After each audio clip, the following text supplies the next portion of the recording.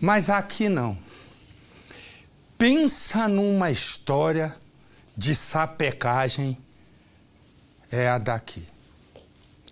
Aqui, este é Bruno, que é casado com Jéssica. Jéssica é filha de Célia. Portanto, Célia é sogra de Bruno. Não, errado.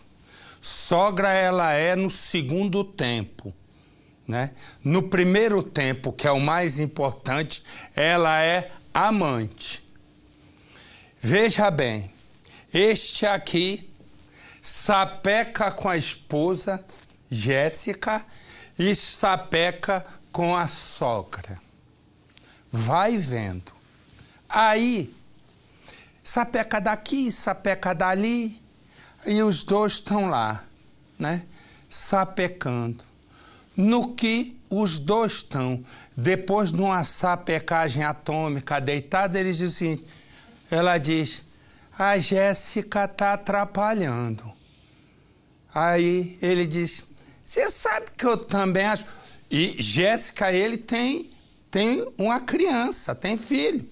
Aí, resumo, os dois estão lá, né? Ele, aquela pançona pra fora e tal, aquele monte de coisa de cerveja, aquela coisa. E ela lá.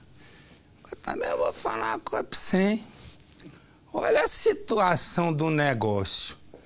O outro casou com aquela e acabou arrumando uma sapecagem com a sogra. E a sogra é mais ou menos, né? Mas ele estava achando ela linda. É possível, deve ter alguma coisa que não apuraram direito. O que acontece? Ela vai e diz assim, essa Jéssica é a filha dela, hein? Essa Jéssica tá atrapalhando. Aí ele diz, também acho. Aí eles dão um intervalo, novo sapeca. Volta, ela repete. Aí ele diz assim, você tem razão, esse plano é bom. Aí eu disse, você gostou, meu amor? Eles gostei, aí sapecou um beijo na sogra. E a esposa trabalhando, tudo normal.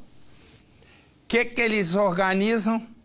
Organizam o seguinte, matar ela, organiza matar a filha. E ele é quem vai executar o plano, o marido. Não contando ninguém, né, Farol? Contando ninguém, não precisa falar nada, não deixa. Aí o que acontece? Eles vão, porque é um plano, não é um plano mortal, não precisa falar, não precisa falar, deixa para depois. Depois você fala. Aí o que acontece? Tá gente quê? Parece uma ficção isso. Não parece? Contando ninguém acredita. Quando me contaram, resumo, eles entram ele vai, daquele dia liga pra polícia. E diz, mataram a minha mulher num assalto, socorro, mataram. Vai lá a polícia. No caminho tem um amigo dele chamado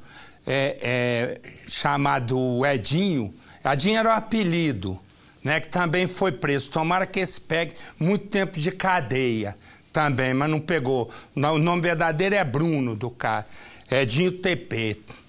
Aí o que é o apelido? O que ocorre? Ele foi lá e pum! A polícia chegou, o delegado, o detetive olhou e disse, peraí, esse negócio aqui não foi nada disso. Ele vai, começa a interrogar esse... Aqui é a imagem dele, põe a imagem dele. Esse aí não aguenta 2 tostões de interrogatório. Ele aí acaba entregando o jogo. Agora, ele e a sogra foram condenados a 23 anos de cadeia. Por bem, os dois no país que eu inventei iam ser condenados à pena de morte. Esse aí, por quê? Por uma... Imagina o que é isso. Além da promiscuidade, da pouca vergonha, Os caras ainda vão assassinar a moça. Põe no Cidade. 9 de maio de 2013. Uma data que dificilmente será esquecida para os moradores de Apucarana, no Paraná. Foi neste dia que aconteceu um dos piores crimes já vistos na pequena cidade. O advogado Bruno José da Costa, na época com 26 anos, matou a golpes de faca a própria esposa, Jéssica Carline Ananias da Costa, de 22. O motivo do crime, o amor de Bruno pela sogra. Você imaginou que iria ficar com a Célia depois da morte da Jéssica? Não imaginei, era o combinado, acertado, vamos dizer assim. E você acha que a sociedade ia aceitar? Não é que a sociedade ia aceitar, a gente ia se mudar de Apucarana, né, para outro lugar, que ninguém conhecesse a gente, para assim tentar uma vida nova. Célia Forte, 22 anos mais velha que o genro, e que teria planejado com ele o assassinato da própria filha. É um caso, digamos assim, forçado, né? Para proteger minha filha. Depois de quase 4 anos presos, Bruno e Célia finalmente foram julgados. Ao final de 2 dias de julgamento, o juiz divulgou na noite da última quarta-feira as sentenças para os acusados. Bruno José da Costa, marido da vítima, foi condenado a 23 anos e 7 dias de prisão. Célia Forte, mãe da vítima, pegou 23 anos e 3 meses de prisão, ambos em regime fechado, enquanto um terceiro envolvido, Bruno Albino, suspeito de ter ajudado a planejar o crime, foi condenado a 10 anos no regime semiaberto. Mas a história que terminou de forma trágica é contada de formas diferentes pelos envolvidos. Durante todos esses anos, Bruno sustentou a versão de que agiu em conjunto com a sogra. Foi recíproco. Ele usava a obsessão que ela tinha por ele para falar assim, ela vai ser feliz se você ficar comigo. Daí todo mundo vai ser feliz. Já Célia não admite que tenha planejado a morte da filha. Eu ia ficar na minha casa dormindo, sabendo que ia acontecer uma coisa daquela com a minha filha? É isso que todo mundo se pergunta. Pelo como amor de uma Deus. mãe pode fazer isso? Como uma mãe pode fazer isso? Nunca, nunca, nunca. Toda essa história começou em 2007, quando, depois de algum tempo de namoro, o Bruno e a Jéssica resolveram se casar. E isso tinha um motivo. A Jéssica, ainda muito jovem, com 16 anos, estava grávida. Os dois se casaram e foram viver em uma casa ao lado da casa do pai e da mãe da Jéssica. A relação entre eles era a melhor possível. A Jéssica ficava até satisfeita com o bom relacionamento entre o marido e o sogro e a sogra. Depois que a criança nasceu, a Célia, mãe da Jéssica, passou a frequentar ainda mais a casa deles. Dizia que era para ajudar a cuidar da neta. Mas a verdade não era essa. Essa proximidade gerou uma atração. As trocas de olhares ajudaram também a desenvolver um sentimento. E em pouco tempo, genro e sogra já estavam tendo um caso, por incrível que pareça. Eles se encontravam na casa do Bruno e da Jéssica. Eles ficavam juntos na cama da Jéssica quando ela não estava em casa. Uma hora também que ela chegava e falava assim, e a minha filha sabia, via tudo isso. Ele disse que a menina falava assim, ai mãe, por isso que o papai colocava eu para assistir e se trancava no quarto com a avó. Além disso, eles também frequentavam motéis de luxo. Ele dava para a sogra o que nunca tinha dado para a esposa. A sogra chegou até a dizer para ele, você é o homem da minha vida, você está me dando uma vida que eu nunca tive. Esses motéis que eles frequentavam, tinha ali banheira de hidromassagem, televisão, tela plana, ar-condicionado, champanhe, até churrasqueira. Eles sempre estavam juntos. E esses encontros eram marcados pela internet, por troca de e-mails. Tudo isso para a Jéssica não desconfiar, não perceber, e também para o pai dela não desconfiar de tudo isso. Até que um dia a Jéssica encontrou um e-mail. O Bruno deixou o notebook na mesa ali, na sala, com os e-mails abertos, e foi jantar. E aí ela pegou, entrou nos e-mails e viu a conversa dos dois. Então ela dizendo que a melhor tarde da vida dela foi no motel com o Bruno, né? Em uma dessas conversas, ele até perguntava para a sogra como é que a gente vai fazer dessa vez para se livrar da Jéssica, para ela não desconfiar onde a gente vai. A sogra teria respondido para ele assim: não, leva ela para comer um lanche, deixa ela lá, enche ela de lanchinho que a gente está sossegado depois para isso. A Jéssica, ao ver isso, ficou revoltada. Primeiro, ela foi até a casa da sogra dela para contar essa história toda para a mãe do Bruno. Aí a Célia disse ao Bruno assim: vamos falar a verdade, a gente está tendo um caso mesmo. Fala a verdade, Bruno. Aí ele olhou para a gente e falou: não, pai, é verdade. Depois, ela foi procurar a mãe dela. Ela foi tirar satisfação, queria saber o que estava acontecendo. Aí os dois teriam confessado, tanto a mãe quanto o Bruno. Ela teria se revoltado, partido para cima da mãe, as duas teriam brigado e a partir dali o casamento terminou. Então, no momento que ela leu a Célia se declarando para mim e eu correspondendo a ela, ela partiu para cima da mãe dela que estava na residência. Bateu, arranhou, tirou tufo de cabelo da mãe dela e foi nesse momento que ela descobriu. Esse caso entre genro e sogra durou aproximadamente 4 anos. Depois que a Jéssica perdoou todo mundo, que parecia estar tudo bem, eles continuaram, eles não conseguiram ficar longe um do outro. Não durou muito tempo aquele bom ambiente, aquele clima de perdão, de remorso, não. Poucos dias depois, o genro já estava saindo com a sogra de novo.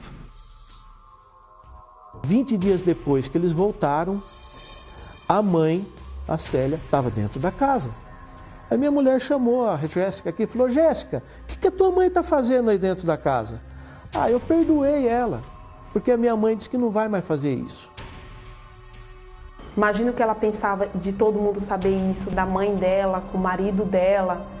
Então, eu acho que foi por causa disso que ela deve ter voltado com ele e ter feito as pazes com a mãe.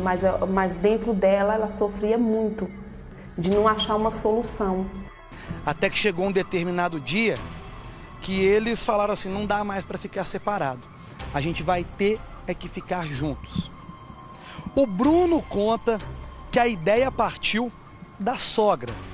Em fevereiro, quando a gente estava voltando de um motel aqui de Apucarana, estava levando ela para Pongas, ela comentou de eliminar a Jéssica, foram as palavras dela. Ela diz que não tem nada com isso, que nunca sugeriu nada. Mas a história é que os dois teriam combinado de dar um fim na Jéssica, de se livrar dela. Isso teria acontecido em um encontro em uma cidade vizinha. O Bruno pegou a sogra, colocou no carro, eles foram para uma cidade vizinha, pararam em uma praça. Ela disse que o Bruno chegou lá, parecia estar muito nervoso, desceu do carro, fumava um cigarro atrás do outro. Ela disse que ficou dentro do carro a todo momento.